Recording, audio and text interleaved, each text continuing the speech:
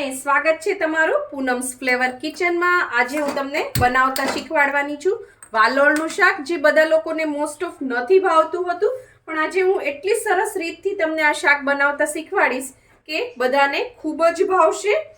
એના માટે મેં અહીંયા વાલોળ લઈ લીધી છે, 250 વાલોળ લઈ અને એને ધોઈ લીધી છે। હવે વાલોળ છે એ સુધારવાની છે કઈ રીતે એ તમને શીખવાડી દઉં। વાલોળ છે બહુ જાડી નહીં લેવાની, નહીતર એનાની અંદરથી દાણા નીકળશે।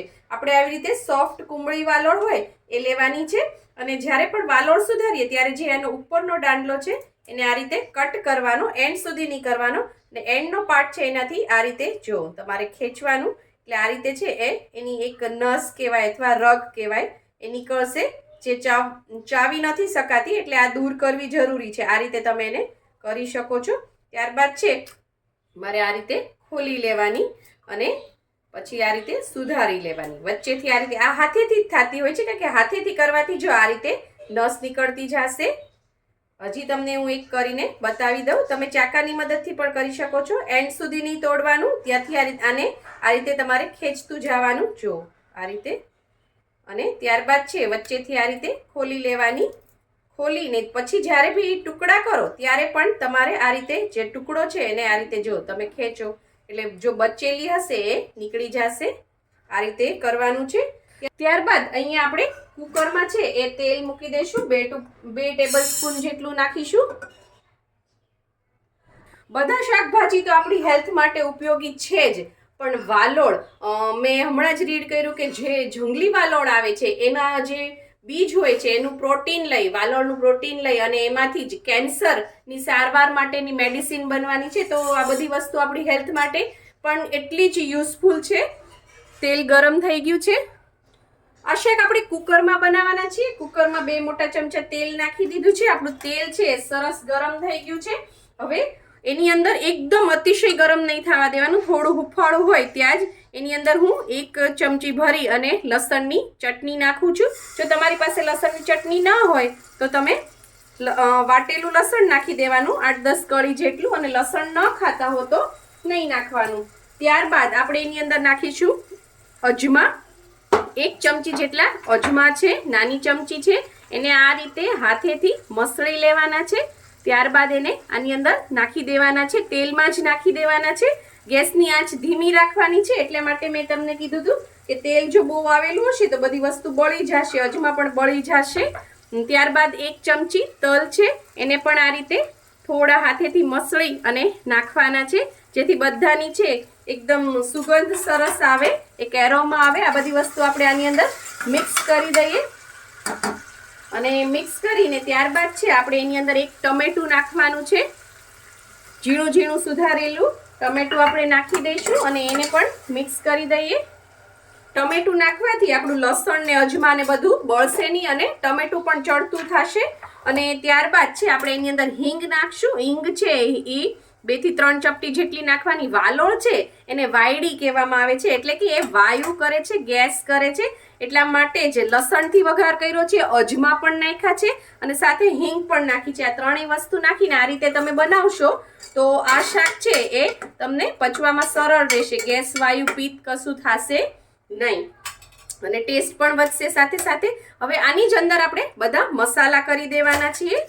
હવે આપણે એની અંદર નાખી દઈશું ધાણા જીરું પાવડર 1 ચમચી, હળદર નાખું છું હું અડધી નાની ચમચી જેટલી, અથવા તો તમે 5 ચમચી પણ નાખી શકો છો। આપણે લસણની પેસ્ટ નાખી છે તો તેલનો કલર જુઓ કેટલો સરસ આવ્યો છે, લસણની ચટણી નાખી છે એટલે। ત્યારબાદ હવે હું લાલ મરચું નાખું છું 1 નાની ચમચી જેટલું, લસણની ચટણીમાં ઓલરેડી લાલ મરચું છે જ તે। અને ત્યારબાદ આ બધી વસ્તુ છે એ મિક્સ કરી દઈશું। કોઈ બી શાકનો વઘાર તમે લસણની ચટણી નાખીને કરો તો એનાથી ખૂબ જ સરસ ટેસ્ટ આવતો હોય છે। અને હવે આપણે એની અંદર એક વસ્તુ નાખવાના છીએ જેનાથી આ શાક ખૂબ જ ટેસ્ટી લાગશે અને બધાને બહુ જ ભાવશે। અમારા ઘરમાં જ પહેલાં ન ભાવતું, પણ આ રીતે જે દિવસથી હું શાક બનાવતી થઈ ગઈ છું તે દિવસથી વાલોળનું શાક અઠવાડિયામાં 1 વાર તો બને જ છે મારા ઘરે। હવે આપણે આની અંદર નાખવાના છે આ સિંગદાણાનો ભૂકો છે, પાવડર કરી લીધો છે મેં મિક્સરમાં સિંગદાણાનો, એ આપણે નાખીશું 3 થી 4 ચમચી ભરીને. કાચા સિંગદાણા જ છે, એને મિક્સરમાં આ રીતે વાટી લેવાના અને આને પણ આપણે મિક્સ કરી દઈશું આની અંદર. અને હવે આ બધી વસ્તુને અને મસાલાને આપણે 1 થી 1.5 મિનિટ જેવું અથવા 2 મિનિટ આને સરસ આપણે કૂક થવા દઈશું. ગેસની આંચ ધીમી જ રાખવાની છે.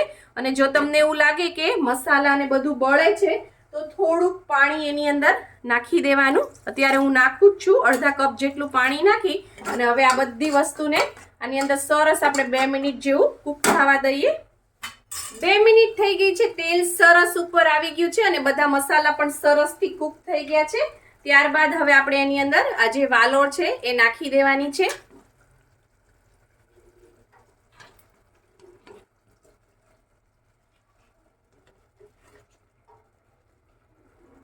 વાલોળ નાખી દીધા બાદ આપણે એની અંદર હજી મીઠું નથી નાખ્યું તો મીઠું નાખી દઈશું.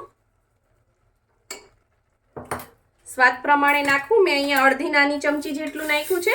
ત્યારબાદ ખાંડ નાખું છું અહીંયા 1 મોટી ચમચી,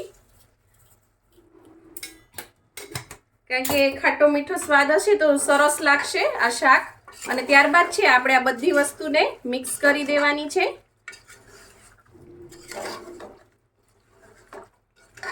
કોઈ પણ ગરમ મસાલા નથી નાખ્યા, કંઈ ગ્રેવી નથી કરી. આપણે રેગ્યુલર બનાવી શકીએ એવું જ આ શાક છે તો પણ ખૂબ જ સરસ ટેસ્ટ લાગશે આનો. અને ત્યારબાદ હવે આપણે આની અંદર પાણી નાખી દઈએ. આ શાક છે એ થોડું લચકા પડતું હોય છે, રસાવાળું નથી ખવાતું. લચકા પડતું હોય તો જ સરસ લાગે. વાલોળની સાથે બધો મસાલો સરસ કોટ થઈ જાય તો એનો સ્વાદ ખૂબ સરસ આવે છે. હવે મેં અહીંયા પોણો ગ્લાસ જેટલું પાણી નાખ્યું છે અને હવે આપણે કુકર બંધ કરી દઈએ. ગેસની ફ્લેમ મીડિયમ કરી દઈએ અને 3 સીટી જેવું આપણે લેશું. મીડિયમ ફ્લેમ ઉપર 3 સીટી. 3 થી 4 વિસલ મેં લઈ લીધી છે. કુકર ઠંડુ થઈ ગયું છે, આપણે ચેક કરીએ એનું પ્રેશર રિલીઝ થઈ ગયું છે બધું. અને પછી જ ખોલવાનું કુકર. આપણે ખોલીએ કુકર. જોઈ શકો છો તમે શાક કેટલું સરસ તૈયાર થઈ ગયું છે. જો તમે તેલ સરસ બહાર નીકળી ગયું છે. આપણે આ જ રીતનું શાક જોઈએ છે અને તમે જો હું તમને બતાડું. એકદમ આ રીતે જો લચકા પડતું શાક હોવું જોઈએ આ રીતનું. આમાં રસો છે એ નથી સારો લાગતો એટલે જ તે આપણે પાણી છે એ ઓછું નાખ્યું હતું.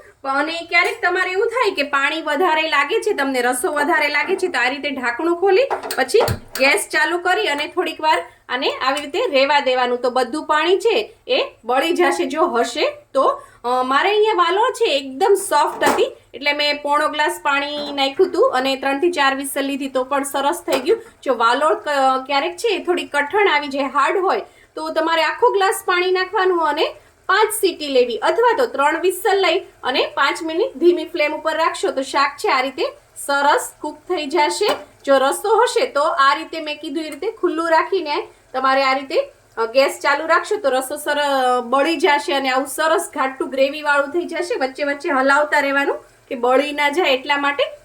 અહીંયા તો આપણે પરફેક્ટ શાક જ છે એટલા માટે ગેસની ફ્લેમ બંધ કરું છું. તમને બતાડવા માટે જ મેં ગેસ ઓન કર્યો હતો. શાક કેટલું સરસ લાગે છે.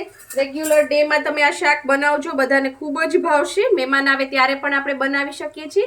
ત્યારે થોડી કોથમીરથી ડેકોરેટ કરી લઈએ આને અને સર્વ કરીએ.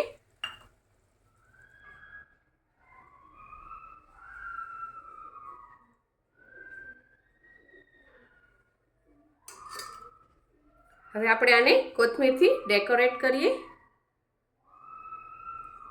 પેલા આપણે અંદર નાખી જ હતી એટલે અત્યારે સર્વિંગમાં આપણે થોડુંક ઉપર જ મૂકશું તો તૈયાર છે આપણું વાલોળનું શાક. ઝટપટ પણ બની જશે અને ખૂબ જ ટેસ્ટી છે.